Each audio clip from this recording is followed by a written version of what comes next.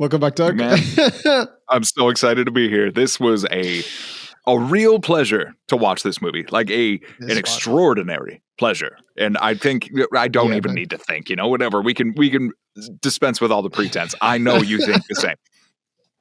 You know it, man. This movie was incredible. I had such a good time with this one, and just the emotions you go through, the journey you go through, the roller coaster, and how different this movie was. Oh, I was so impressed by this movie, man. What a mind-blowing experience. It's one that I'm definitely not going to forget for so many reasons, and I'm looking forward to break this one down, to be honest. This is going to be one of the funnest ones, I think, because it had so much to offer, and there's so much like in this movie to dissect and break down and react to, because we're going to be watching along and talking about it like we've done recently. Before we get into it, man, just going to go broad strokes. What were your general thoughts? What were the highlights? What were the moments? What did you enjoy about this before we get into it, man? Well, I think you hit the nail on the head. It was an experience. I didn't watch this movie like I was watching a movie. I let it wash over me like I was feeling feelings. And it just, I had broadly discussed with you that it just kind of cascaded. And from the beginning, you kind of have the feeling that it's going to be moving along at a very steady pace, and then that pace quickens and it quickens and it quickens and it quickens as all of the events of the movie unfurl.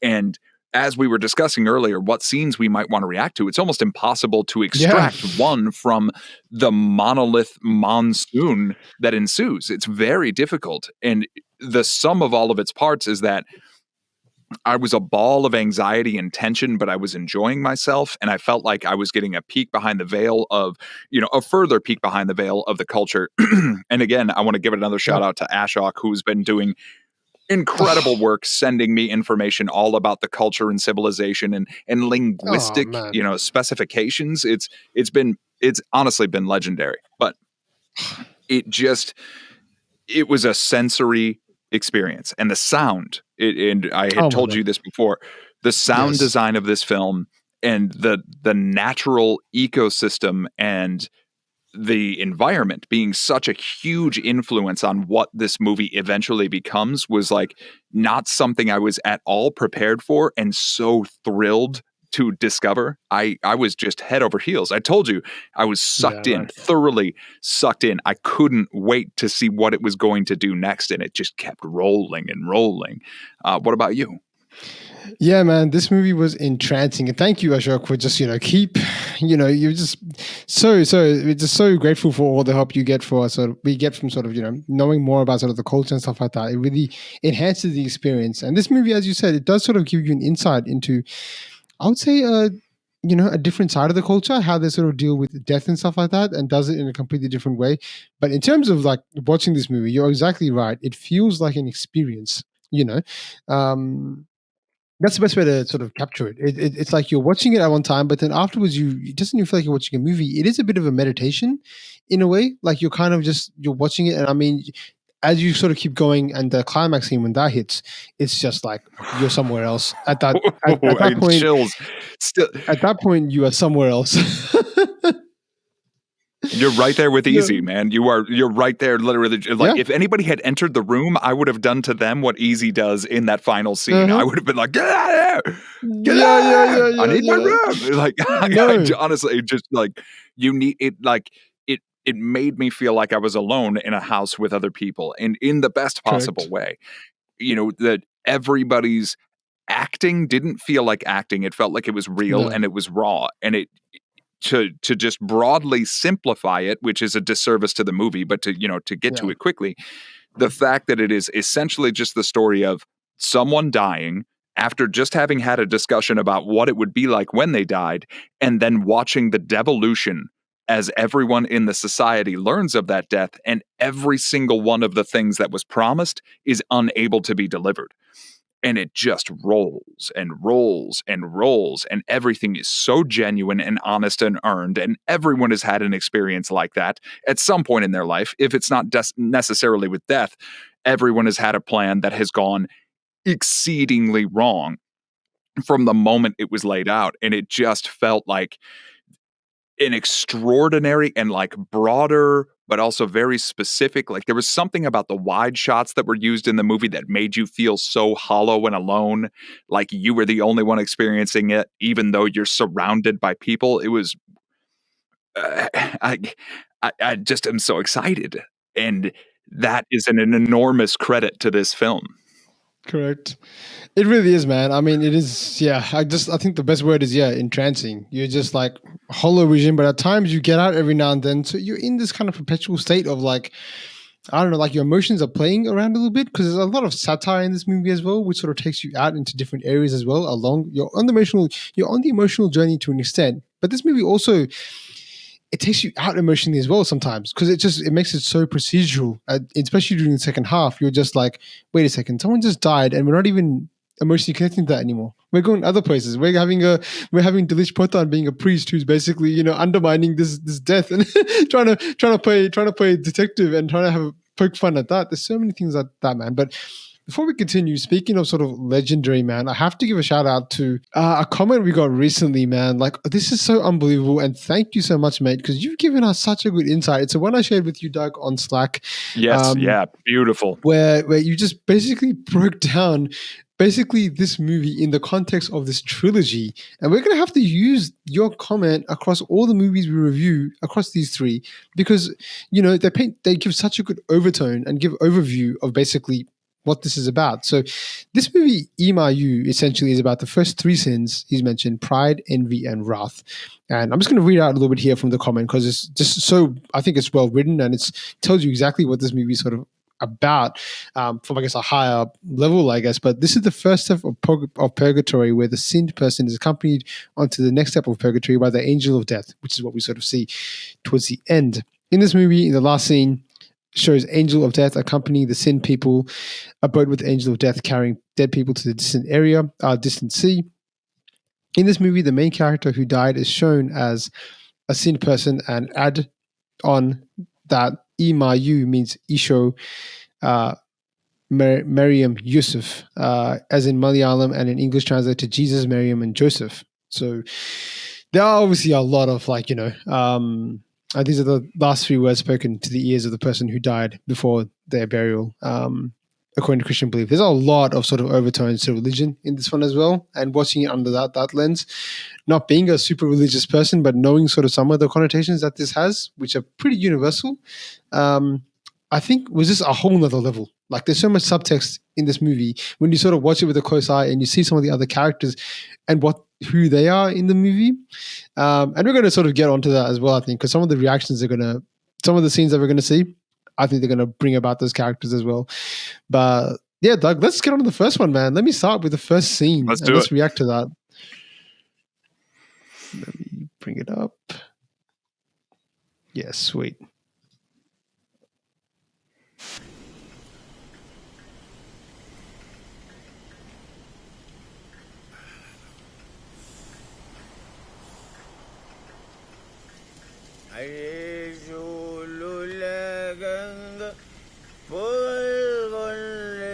Far out, man. Speaking of sound design, I know, it's just amazing. The lights, like,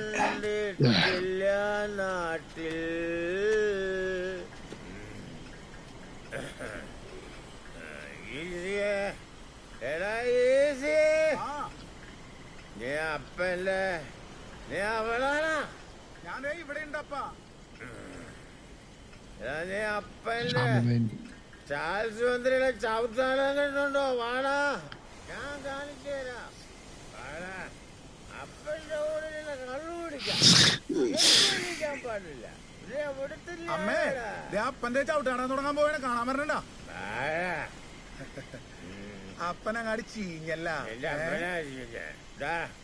നിനക്ക് James ലാറയുടെ നാടകം കാണണോ എടാ മോനെ നീ കുപ്പിയിലായിരുന്ന കാലത്ത് ഞങ്ങള് മുണ്ടമ്പേലി പള്ളിയില് ഗെയിംസിലാണ് നാടകം കളിക്കാൻ ചെല്ലും 9 മണിക്ക് തുടങ്ങിയ നാടകം രാവിലെ 6 മണി വരെ നീണ്ടു. അപ്പത്തെ വിചാരിച്ച് വന്നിരിക്കുന്ന കളി നിർത്താൻ പുള്ളിക്ക് കുർബാന തുടങ്ങണമെന്നോ. അപ്പനാണ് ചാൾസ് മന്ത്രിയുടെ വേഷം പുള്ളിക്കാരൻ നിർത്തോ. അവസാനം ആടിത്തിമിർത്തതിന് ശേഷമേ അപ്പ ഞാൻ കളി നിർത്തിയുള്ളു.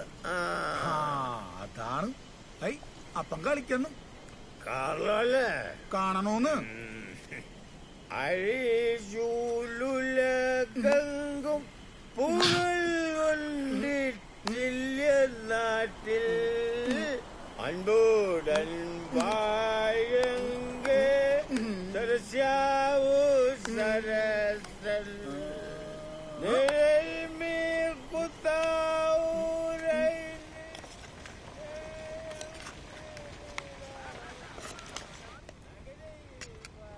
നീ ഇപ്പൊ ഇതെങ്ങാണ്ടാണ് മുങ്ങിയത്? ഞാൻ ആ താറാവിന്റെ വേസ്റ്റ് കളയാൻ പോയതാണ്. അതിനെ എന്നെ കൊണ്ടൊന്നും ചെയ്യിക്കൂലല്ലോ, എല്ലാം കൂടി നിങ്ങൾക്ക് തന്നെ ചെയ്യണ്ടേ. മരുമോളെ പണിയെടുപ്പിക്കാതെ പൂ പോലെ കൊണ്ടുനടക്കുന്ന അമ്മായി മേണി പെണ്ണമ്മ. എങ്കിലേ ചാവുമ്പോ ഞാൻ വെണ്ണക്കലയില് പെരെഴുതിപ്പിച്ച് വെക്കാട്ടാ. ആ അപ്പനും മോനും കൂടി ചവിട്ടാടകം തുടങ്ങിയിട്ടുണ്ടല്ലോ. അതങ്ങനെ നടക്കും. നീ ചെന്ന് എല്ലാരും വിളിക്കടി വെച്ചേ, എല്ലാം കഴിച്ചിട്ട് വല്ലയിടത്തും കിടന്ന് ഉറങ്ങാല. ആ നീസേന്റെ അവളെന്തേ? എടി നിസേ, അവളവിടെ കിടന്ന് ഉറങ്ങണ്ടാവും. നീ ചെന്ന് വിളിക്കേ. വേണ്ട എന്റെ ശിവനപ്പച്ചേട്ടാ, താനിങ്ങാട്ട് വരണ്ടട്ടാ. ഇവിടെ പപ്പനും ചേട്ടയും കൂടി കുടിച്ച് നല്ല സ്റ്റീമായിട്ട് നിക്കണേന്ന്. തന്നെ കണ്ടാൽ അവര് വെട്ടി തുണ്ടമാക്കി കളയും കേട്ടാ.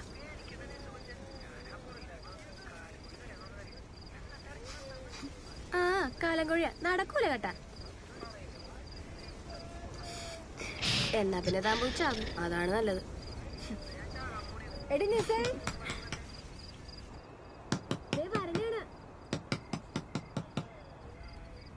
എന്താണ് നിർത്തടി നിന്റെ ഒടുക്കത്തെ പഞ്ചാരടി. ഒന്ന് പതുക്കനെ പറ. ഞാൻ പിന്നെ വിളിക്കാം. ശരി. എന്താണ് ഇത്? പഞ്ചാരയൊന്നുമല്ല, മറ്റേ പരിപാടിയാണെന്നൊക്കെ എനിക്കറിയാൻ കേട്ടാ. എന്റെ പൊന്നേച്ചി ചതിക്കല്ലേട്ടാ. കൊച്ചിനെ കെട്ടിക്കാറായിന്ന് അപ്പനും അവങ്ങളെ അറിയട്ടേടി. വാ വന്ന് ചോറിന്, നല്ല ക്ഷീണം കാണും. ഓ ഇതിനെ കൊണ്ട് തോറ്റി. ഞാൻ വരാം.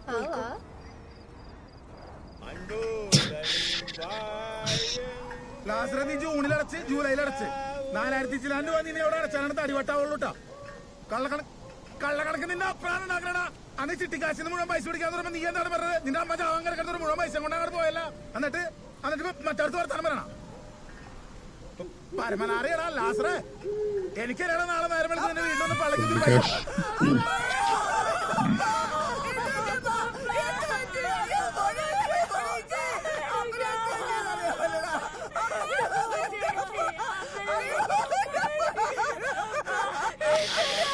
Man, that scene.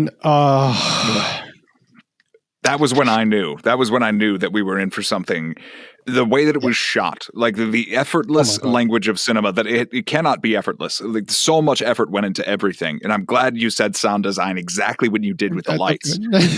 Right? Like that's our first indication that something is really like not right. And I'm really starting to get this feeling, especially in rewatching these scenes, that a lot of it is about what you take for granted, right? Yes. So much of it is about what you take for granted. Well, yeah, I'm going to drink because my dad always drinks. I'm going to watch him do this song because he always does the song. I'll take the phone call because, of course, that's what he's doing. I'll be on the phone with my lover when this is all happening. Like these moments that you just take for granted. You get so lulled in by peacetime in life that when something like this happens, that is your reaction. You just wail. You cannot make peace with it. And the moment you saw that kind of fall in the background and the fact that it gives you that breath of time to think maybe it's fine is so extraordinarily compelling. And like the grays and blacks and the wind and the sound, like it all just it grabbed me and never let me go. Man.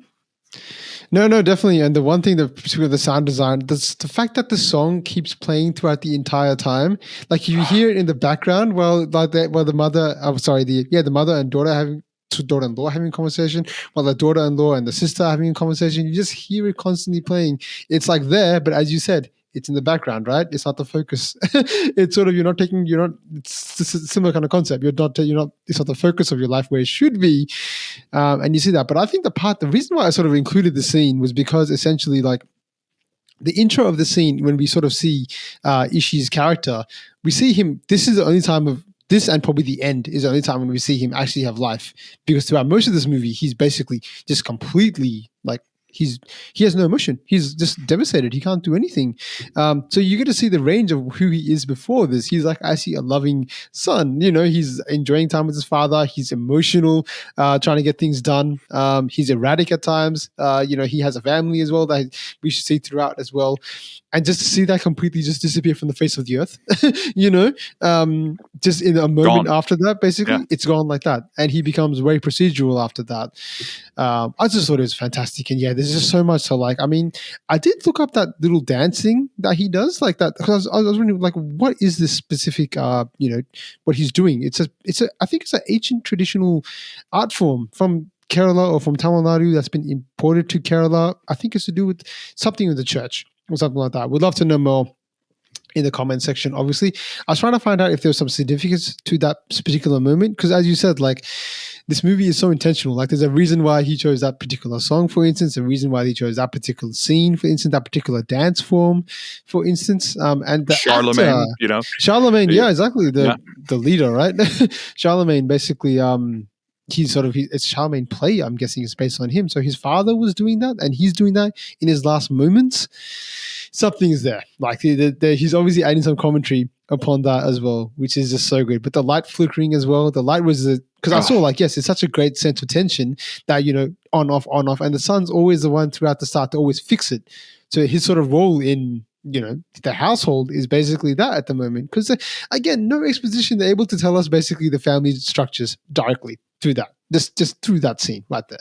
And they're able to tell us that, like, they probably don't have much money, like, that they're just living well within their means. Like, it so immediately kind of hits you and establishes a world in which everything that they had talked about, which is something that I think most family members talk about, like, oh, if I won the lottery or if I did this, and the scene immediately preceding is the one where they talk about the death. Like, I will treat you like a king, and you will have the music, and you will have the pallbearers, and you will have the glory, you'll have the cross, and the fact that we immediately get that flickering light is our first indication that, like, that's not going to happen. That is not where we're at, and it just so quickly becomes something else. From that moment where we hit pause on, it never stops. No. It's like, basically, and this is pretty early on in the film. Like, it's not like it's much. Like, this is actually not the longest film either. It's like, I think it's a 2-hour kind of movie, so it doesn't really love that. By the way, give me another 2-hour movie. Yeah. Love me a 2-hour movie. But yeah, if they're done this concisely and this well, my God, like, there's just no room for any sort of there's, like, you can't cut any more fat in this movie. I think what they've done. Oh yeah, they whittled that chaff away. It is everything that needs to be there and nothing that doesn't. No, exactly. It's so precise. But yeah, I mean, this actor, I will speak a little bit about him, Chemban. Before I speak about that, the father himself, man, like, I'm not sure I've not seen him before. Kainakary, Thankaraj. I'm not really sure what he is, but I mean, that performance to just be isolated in a frame like that and just to be mesmerizing us with that dance performance. Perfect rendition of someone who's, old, drunk, off his face. And I think there's a scene just before this where he sees the angel of death actually at that time. So before the scene, he actually sees the angel of death and he prays. That scene was also, like, ridiculously good because you're just like stopping, like, what are you doing? And then that's when we got to find out, all right, he's actually seeing visions here and this is the end of his life, which again gets repeated later on by the other character. But yeah, what a performance by the father. But yeah, this actor Chemban, man, to give some background to you, because I think this is the first time you've seen him. He's mostly known for being a sort of, from what I've seen him at least so far, as sort of a side character. So he has these extraordinary moments where he comes into other movies and he'll just steal the show. Like, he'll be in the movie for about 5 or 10 minutes and he'll just do a cameo role and you're like, holy crap, I'm not going to forget Chemban's role in that. Like, the first time we saw him was in a comedic role where he comes in and he just bursts onto the scene in his action movie and we're just like, okay, he's always going to be known to us as this character. And I've seen him do similar things, but in this movie, he definitely, I don't know why he's not more of a star, because Jesus, this is just the start, and then what we see later on is something else. But yeah, he's fantastic, man. The whole cast in this, the performance in this are magnetic. Really, so it's pretty impressive. So we're going to see we'll talk about it more, obviously, when we see some other scenes going on. But yeah, man, I think we can sort of move on to the next one. I think we can, unless you had any more thoughts on this one. No, I think, as a function of how the movie plays out, it's just kind of like, all right, yeah, I love it, and I'll do my best to add more to the dialogue than just, wow, that was cool, because it is extraordinary and it is stuck with me, and it's there are all of the wonderful wooey woo things that I can say, and I could get really loquacious, but instead, the movie really speaks for itself. And if you haven't watched it, you should absolutely watch it. Oh, you must watch this movie, and I'm pretty sure most people that have. I think this is a very popular movie. I don't know if it's a commercial hit, but it's definitely a critical darling. And yeah, you can sort of tell why. Like, this is something for good else. reason. And yeah, I'm glad we're sort of. I mean, this director is known as sort of one of the most genius minds of Malayalam cinema, and to me, this was the third movie of his that I've seen, and there are some sort of things that I'm seeing repeatedly. But his work with the camera is exceptional. That's one thing I've seen. His work with the camera is phenomenal. The way he can just sort of he must have a great eye for photography, because the way he can frame things is just that wide beautiful. shot to start the movie. It's amazing. As the funeral procession is coming in, oh, that scene was breathtaking. My God, I could have just added that in this one, but yeah, we could just basically watch the whole movie if that's the case. But let me go on to the next one. I think the next one is not as long as that one. That's one of the longer ones. But let's see what's next. പിന്നെ മതി local മതി. ലോക്കലിന് എന്ത് വില വരും? ലോക്കലാണ്. ആ അത് മതി, കുഴപ്പമില്ല. അതിലും കൂടി ഇത് വേണം. എന്തിന്? കരി വീട്ടിലുണ്ടെങ്കിൽ അത് മതി, ഇല്ലെങ്കിൽ കൂടുതലാണ്. അത് മതിയായി. എടാ, നാളെ രാവിലെ മണ്ണി കുഴിച്ചിടാൻ പോണ സാധനത്തിനാണ് ഈ കിടന്ന് കാണിക്കണത്. എന്താണിത്? എടാ, ഞാൻ എന്റെ അപ്പനോടത്തേക്കണ വാക്കാണ്. എന്തെന്ന്? ഈയിടെ വേഗം മഹാരാജാനെ പോലെ കുഴിച്ചിടാമെന്ന് പറയാനായിട്ടാണ് എന്റെ അപ്പൻ പോയത്. അതറിയാമോ? നിന്റെ അപ്പനെ? നിങ്ങളുടെ അകത്തോട്ട് വന്നേ. നീ ഒന്ന് കയറി നോക്കിയടാ, പെട്ടി കയറി നോക്കിയടാ. എടാ നീ അത് പുറത്തോട്ട് കളഞ്ഞാ. നീ പുറത്തോട്ടുണ്ട് കളയടാ. എടാ, ഇവിടെ തുണിയും വില പിടിപ്പുള്ള സാധനങ്ങളൊക്കെ ഉള്ളതാണ്. നീ അത് കയറ്റി പുറത്തോട്ടുണ്ട് ആ കൊണ്ടേ കളന്നിട്ടല്ലേ. ഈശ്, നീ പറഞ്ഞാടാ ശരി. ചത്തവർക്ക് നമുക്കിനി ചെയ്യാനായിട്ടൊന്നുമില്ല. ചെയ്യുമ്പോ അതൊരു ചെയ്ത്തായിരിക്കണം. അല്ലാതെ ഈ ആപ്പോപ്പനെ മൂടണ പോലെ നിന്റെ തന്തേനെ മൂടാൻ പറ്റുമോ? നീ ഇങ്ങോട്ട് വാ, നിനക്ക് പെട്ടി ഞാൻ തരാടാ. അതെ, അത് മതി. ഇതാണ് എന്റെ അപ്പന്റെ പെട്ടി. ഇതങ്ങാടെ ഉറപ്പിക്കാൻ ചേട്ടാ, പാക്ക് ചെയ്തു. എടാ, ഇത് സാധനം ശരിക്കും കരിയിട്ടു. Just go straight there. right to the biggest thing. ഇവിടെ നമുക്ക് പെട്ടിനെ പറ്റി വല്ല അറിയാമോ? ഇവിടെ പെട്ടിയുടെ അടി ഉണ്ടാക്കണത് വെറുതെ പാഴിമരം കൊണ്ടാണ്. അത് കുറെ നാളെ ദ്രവിച്ചോ, അപ്പൊ ശവവും പോവും. ഇത് മതി, നമുക്കിതങ്ങാടെ. വില എത്രയെന്ന് അറിയട്ടെ? എടാ ഈശി, നീ കാശിന്റെ കാര്യം ഒന്നും അറിയണ്ട. നീ ഈ സാധനം കൊണ്ടുപോകും. ഒന്നും വേണ്ട. ശരിക്കും എത്രയാണ്? കാശിനെന്തോ ആവശ്യമുള്ള പള്ളിയിലെ കാശ് കൊടുക്കണം. ഷർട്ട്, മുണ്ട്, സോക്സ്, വീട്ടിലല്ലാതെ അനവധി ചെലവുകൾ കംപ്ലീറ്റ് ഇരിക്കണം. ഈ സാധനം കൊണ്ടുപോകാ. നിനക്ക് ഭ്രാന്താണ്. ഇയാൾക്ക് ഭ്രാന്താന്ന് പറഞ്ഞു. ഞാൻ പെട്ടി കൊണ്ടുപോടാ മോനെ, നിന്നോട് ഞാനാണ് പറയണത്. എടാ, ഈ പെട്ടി മേടിച്ചാല് ഉടുപ്പും കാൽമേസയും കയ്യോറ ഇതിന് വേണ്ടുന്ന എല്ലാ സാധനങ്ങളും നിനക്ക് ഫ്രീ ആയിട്ട് തരും. പൂക്കളും തരും. വേണ്ടി വന്നാൽ ബ്യൂട്ടീഷ്യനെ വരെയും തരും. ബ്യൂട്ടീഷ്യനാ? എന്താ വില എത്രയെന്ന് പറ. എടാ, പറയാന്ന് പറഞ്ഞില്ലേ? അന്റെ വില ഇങ്ങോട്ട് പറയാൻ അവസാനം. പിന്നെ എന്നെ പറ്റിച്ചു പിടിച്ചൊന്നും പറയരുത്. 45 രൂപയാണ്. നിനക്കായോണ്ട് ഒരു 40 രൂപ തരാം. വെറും 40? 40 ഒന്ന് പോടാപ്പനെ. 40,000 രൂപ. 40? 40,000 രൂപ വാങ്ങാൻ പോണോ? എടാ നിക്കടാ, ഡിസ്കൗണ്ട് തരടാ. എന്ത് ഡിസ്കൗണ്ട്? 40,000 രൂപ 35,000 രൂപ ഡിസ്കൗണ്ട് തരുമോ? ഞാൻ 10% കുറച്ച് തരാ. 10%? ഡിസ്കൗണ്ട് പോരാ, ഒന്നും വേണ്ട. എടാ, അത് ഫോറിന് മരമാടാ. അതിന്റെ ഉള്ളിലേ വെൽവെറ്റിന്റെ ലൈനിങ് ഒക്കെ ഉള്ളതാണ്. വേണമെങ്കിലേ നിങ്ങ പറയണ കളർ വേറെ തുന്നി തരാം. കളറൊക്കെ ഓക്കെയാണ്. അത് മതി, നമുക്കത് വെച്ചേ. എടാ, ഇച്ചിരി വല്ല കുറക്കാം. എടാ, ഞാൻ പറഞ്ഞല്ലോ 10%. 10% പറ്റുള്ളൂ ഞാൻ പറഞ്ഞില്ലേ? നിന്റെ പറച്ചിൽ കേട്ടതൊന്നും നിന്റെ അപ്പനാണ് ചത്തി കിടക്കുന്നത്. എടാ, നിന്റെ അപ്പനാണ് ചത്തി കിടക്കണം. നീ ഒന്ന് പോയേ. നീ നല്ലൊരു ചാമോടൊക്കെ കൊളാക്കാൻ വന്നൊക്കെയാണ്. ഇയാൾ വേണ്ടത് ഇങ്ങോട്ട് വന്നേടാ. നീയൊക്കെ പോയിട്ടേ ഇവിടെ തന്നെ തിരിച്ചു വരും. നീങ്ങ പോയിട്ട് വരുമ്പോഴേ ഞാൻ ഒലത്തി തരാം. കെട്ടി മേടിക്കാൻ നടക്കണം. അടക്കല്ലേ വന്ന പറയട്ടെ. നോക്കണ്ട. നീ ഇങ്ങോട്ട് വേടാ. നീ പോ. ഇത് നോക്കേ. നീ വരണ്ട. നീ ഇങ്ങോട്ട് വന്നടാ. ഇപ്പൊ നീ പുറത്തോട്ട്. നിന്റെ അപ്പനല്ലേ? എന്തിനും ചെയ്യും. ഞാൻ പോണേടാ. ചേട്ടാ, പെട്ടി എന്റെ അപ്പനാണ്. അതെ, എന്റെ അപ്പൻ ഈ കരി വീട്ടിയുടെ പെട്ടി കിടന്നാ മതി. ഇത് മതി, ഇതങ്ങോട്ട് ഉറപ്പിക്കാം.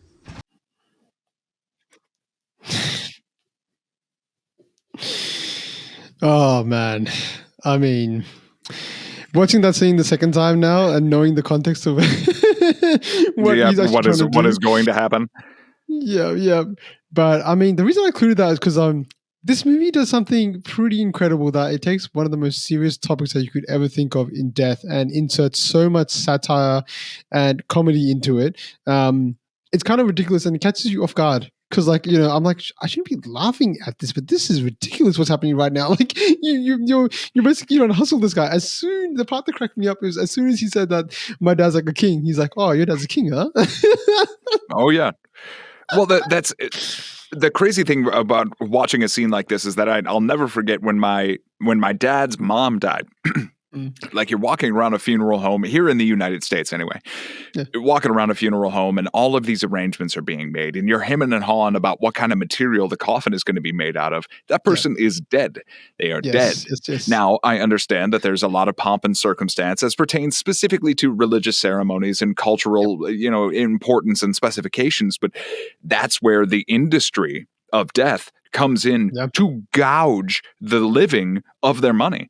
So I'm going to give you a discount. I'll give you 5,000 off. I'll give you, 10,000 off, and I'm going to throw in the clothes for free and the flowers and blah blah blah. And like as we see later on, that it was, it's all a sham, right? Like, and he even has that line. There's that really quick line where he was like, and for his dad's grand funeral, you're going to tell him not to do this. Where he's telling off the friend, like, now I'm on your side. It is just this. And to me, I read it as just a continued downfall of what is happening, right? Like nothing goes right. Nothing is going right. And he buys this coffin. And this is the only moment where he feels like he's actually going to get what he needs. But then, coming up, and I don't want to step on our own toes, but when we try to get the band, well, the clarinet is broken. And then when we want to do the funeral, well, it's raining. And we want to bury him in the churchyard, but we can't bury him in the churchyard. And everything is this absolute domino push. And it all really stems from this moment, because that's the first, clarity. Everybody has been reacting up to this moment. Just, okay, what do we need to do? We need to check off all the boxes. We need to call the guy and say about the funeral arrangements, and his continued calls build that anxiety even further. So this is one of those moments where someone gives you comfort by ripping the money out of your pockets, and then is later proven they pulled the wool over your eyes. It is satire, and I didn't view it so much as funny, so much as I read an amazing book called Smoke Gets in Your Eyes, and it really peeled back the funeral industry. When you're dead, you don't care. Yeah. You don't care. It's got a velvet lining. I don't care if I've got a velvet lining. You can't. I don't care if I start rotting tomorrow. You literally can't. You can't care. So many of these things, like you're saying, but it just it made me a little bit angry, only because I have a familiarity with that as much as I do, right? Like, come on, are you serious? But I get also, I don't mean to minimize cultural impact, and I don't mean to minimize, a religious rite of passage, as it pertains to a specific culture, but it is ludicrous. And then later on, it's proved how ludicrous it is when the coffin immediately starts to fall apart. Wow. But that's, again, to the film's credit. We could have easily skipped this scene. And then later on, they could have just been like, whoa, where did you buy this thing? But we include it so that we know how much it means to Easy, which then informs his performance at the end of the movie, which is legendary. Oh, my goodness. No. It also, it gives you good insight into the business of death, as you alluded to there, and the process behind it and who are the players behind it and stuff like that. Like, the director obviously does not mind poking fun, being real. Because like all sort of Malayalam movies, but this one in particular, it's very realistic to the theatrics of death as well, as we get to see from the mother a lot. Oh my God. It definitely does not hold back from that side at all. But the part I also really like about this is seeing Ishii's character. We saw from the start, right, who he was there, and now we're seeing him here, who he is now. He basically can't make any decision that's right at all. And that's what the other character, I think he's definitely, we're going to talk about him too a little bit, played by Vinayakan Ayappan. Incredible performance as well. And I think he becomes almost like, he is the plot driver. He drives everything from there on. Oh, yeah. Because there's no one else to do it. Ishii can't do anything at this stage. And we see that his fall and his decline rapidly. That at the end of the movie, when he's the only one left to stand next to him, It got me. Yeah, no, it got me big time. But we get to see like he's just a complete mess of himself. Like he's like, yep, let me just get this. He's so committed to. But you are right. He's like saying, this is the one thing. I'm so committed to my dream of giving my father his dream. Funeral that we had just talked about. He sort of can't even see that he's being scammed here. Even when his friend is telling him like this guy, steals money from people's pockets. Like, don't trust him. He's not a person that's trustworthy. He'll just get the money off you. And that's what we sort of see at the end. So just to see that again, he's so muted and so he's not able to do much, but yet he has like a face of like, glee in a way. Like I found I found the thing. I found treasure here. This is the first step. I'm going to achieve what I have to achieve. And you're right. It's so important and sets up exactly what happens towards the end, which is just, we're just going to tease that one as much as we can because we're going to react to that guy, that scene. Don't worry, guys.